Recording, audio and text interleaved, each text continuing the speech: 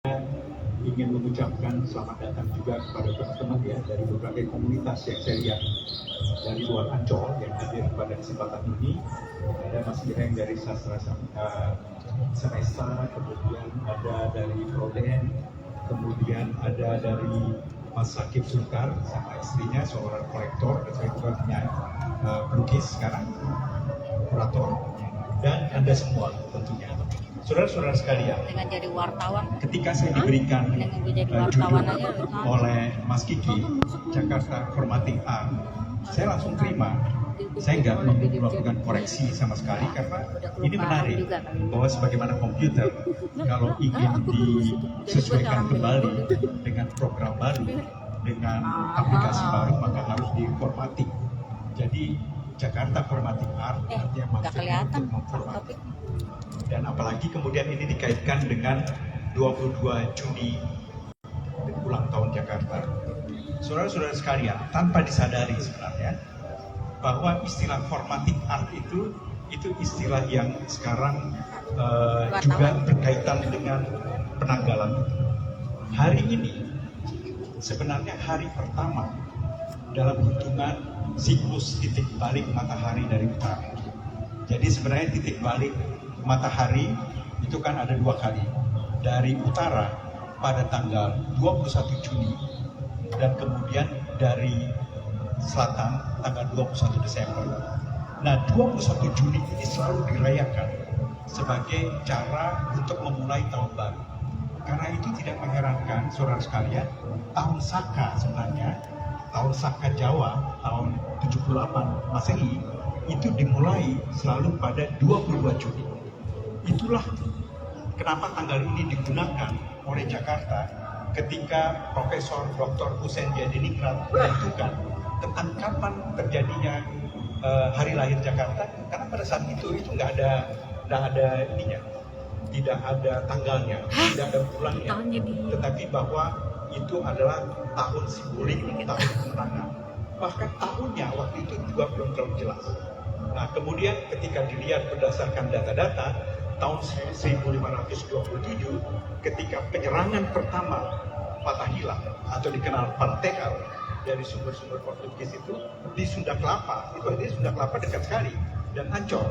Jadi kalau dikatakan bahwa mulainya Jakarta adalah dari tempat ini, dari tempat Ancol ini, atau dari Sunda Kelapa paling jauh, dan dari sanalah kemudian disebut tahun kemenangan. Nah, tahun kemenangan itu adalah tahun dimulainya waktu itu, waktu ketika hitungan Pranata Mangsa dimulai, dan inilah 22 Juni. Karena itu Pak Edi, mudah-mudahan acara ini bisa menjadi acara tetap kita di Ancol, bahwa setiap tahun, bukan tahun baru, bukan tahun ulang tahun Ancol, tetapi tahun ini akan menjadi tahun awal dari kita melakukan formatting di Jakarta. Karena tidak saja bahwa Sunda Kelapa dan Ancol itu tempat titik dari ini, tapi waktunya itu bersamaan dengan waktu titik balik matahari dari selatan. Saudara-saudara kan, karena itu tidak heran Anda akan menyaksikan banyak sekali peristiwa di seluruh dunia yang memulai pada hari ini. Nah, tentang hal ini saya ingin menjelaskan beberapa hal. Saudara sekalian, ketika awalnya adalah kita ingin menyelenggarakan, merayakan saja pameran ini, kita mengundang dari teman-teman Ancol yang ada di Pasar Seni, dan itu diprioritaskan. Setelah itu kita mencoba mengundang teman-teman dari luar Ancol, seniman-seniman itu untuk berpartisipasi. Sayang pada perkembangannya tidak terlalu banyak kemudian yang hadir, tapi ada respons dari berbagai kota. Dan kemudian kita lihat kemudian kita bisa bekerja sama untuk, dan ini untuk masa depan, itu dengan melibatkan festival payung yang disebut dengan Festival Catra Citra. Sedikit saya ceritakan Catra Citra ini. Itu festival sebenarnya yang menggunakan media payung. Catra itu payung, citra itu adalah visual. Itu yang digunakan setiap tahun, dan sekarang sudah 10 tahun. Itu di Solo. Dan baru pertama kali itu diselenggarakan pada tahun ini, dan sekarang akan dipindahkan sebagian di Jakarta itu. Itulah nanti saudara sekalian akan melihat karya-karya 27 seniman kontemporer dari Indonesia itu yang hadir secara langsung dengan menggunakan ini pada lantai atas. Di samping itu nanti lukisan-lukisan dari para seniman yang ada di Ancol ini, hampir sekitar 40 seniman dan juga yang ada di luar, itu bersama-sama dihadirkan pada lantai atas ini. Nah, bersamaan dengan itu kemudian kita pernah menggagas tentang namanya Ancol. Ancol itu singkatan dari Art Network Collaboration. Jadi kalau A-nya itu art, N-nya network, C-nya itu collaboration sebenarnya. Nah, gagasan ini sebenarnya 2015 pernah saya coba untuk dikerjakan di Ancol ini. Tapi pada saat itu karena belum terlalu berkembang, karena itu ada dukungan waktu itu dari Kementerian Pariwisata, karena ada 10 prioritas ini, dan kemudian respons dari Ancol pada saat itu belum terlalu siap sebenarnya, akhirnya kita pindahkan di Borobudur. Nah, inilah program dari Art Network Collaboration yang diselenggarakan dari Borobudur sejak tahun 2015 dan sekarang sudah mau masuk di tahun keempat. 2015, 2017, 2019 dan 2023.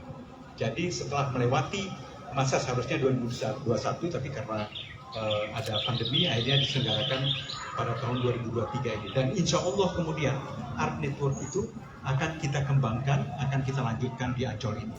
Nah, inilah kemudian hasil karya dari Art Network Collaboration itu yang kami pamerkan. Jadi ada 40 karya pelukis dari 22 negara itu hadir bersama-sama kita saat ini. Dan mungkin ini adalah pameran internasional pertama kita di gedung North Art Space. Kita berikan aplaus bukan kepada saya sebenarnya, tapi kepada kita semua ini, bahwa ini memang langkah awal yang akan dilakukan. Yang masuk di sini ada dari Jerman, dari Rusia, dari Cina, dari India, dari Nepal, dari Vietnam, dari Kamboja, kemudian dari Singapura, dari Rumania, dari Polandia, kemudian dari Australia, dari Kanada.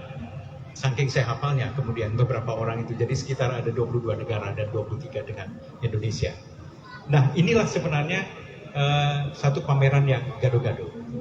Nah, terakhir kemudian yang paling utama sebenarnya adalah kita akan membuka nantinya satu harta karun sebenarnya yang tanpa kita sadari ada di Ancol ini, yaitu karya patung yang sudah lama ada, tapi karena mungkin dipindahkan dan kemudian tidak sering ada, yaitu karya patung yang karya dari siapa? Pak Amrus Natalsyah. Pak Amrus Natalsyah ini, Pak Edi, kami ingin jelaskan, beliau ini adalah satu raksasa seni rupa Indonesia yang bisa disejajarkan karya-karyanya. Beliau adalah juga karya-karyanya dikoleksi oleh Bung Karno dan kemudian bisa kita sejajarkan dengan Avandi, dengan Hendra Gunawan, dengan Basuki Abdullah, atau dengan Sujoyono, dengan tokoh-tokoh penting itu. Tapi karena posisi beliau waktu itu adalah sebagai ketua Bumi Tarung yang dekat dengan Lekra, kemudian salah satu-satunya tempat untuk dia berkarya adalah justru di Ancol. Beliaulah yang sampai sekarang masih hidup, dan tahun ini sebenarnya kita merayakan 90 tahunnya. Dia lahir tahun 1933 dan tahun 23 bulan Oktober ini adalah hari. Saya ingin memperkenalkan putra beliau, silakan Mas Dos. Karena kami sudah berusaha, silakan ke depan. Kami Mas Edi kita berusaha untuk menghadirkan Pak Amrus Natalsyah, tapi karena kondisinya memang sudah sangat sulit. Nah, beliau ini juga warga Ancol, ada di situ. Dan menurut saya inilah kesempatan kenapa kemudian nanti lukisan bersama kita ada di depan dari karya itu. Karya tentang doa bumi. Dan inilah adalah simbol sebenarnya dari kebangkitan kembali, formatting kembali Art Jakarta. Saudara-saudara sekalian, inilah pengantar saya. Nanti saya persilakan Mas Edi, Pak Edi Direktur, yang bisa membuka acara ini. Dan saya kira karena komitmen beliau nanti itu akan menjadikan program-program kita ini akan selalu bergerak ke depan. Terima kasih. Wassalamualaikum warahmatullahi wabarakatuh.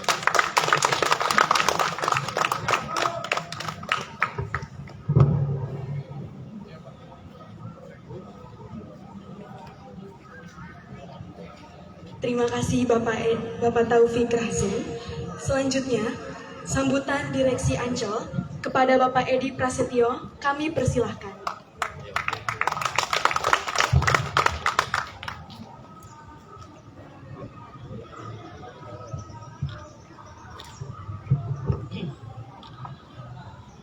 Bismillahirrahmanirrahim. Assalamualaikum warahmatullahi wabarakatuh.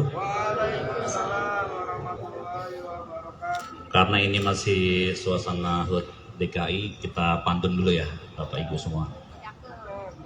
Daun kering lepas dari dahan, tertiup angin berterbangan. Kami manajemen mengucapkan selamat datang para tamu undangan.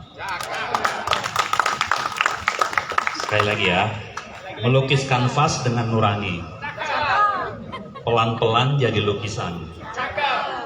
Yuk kita ramaikan pasar seni supaya hidup lebih berkesan.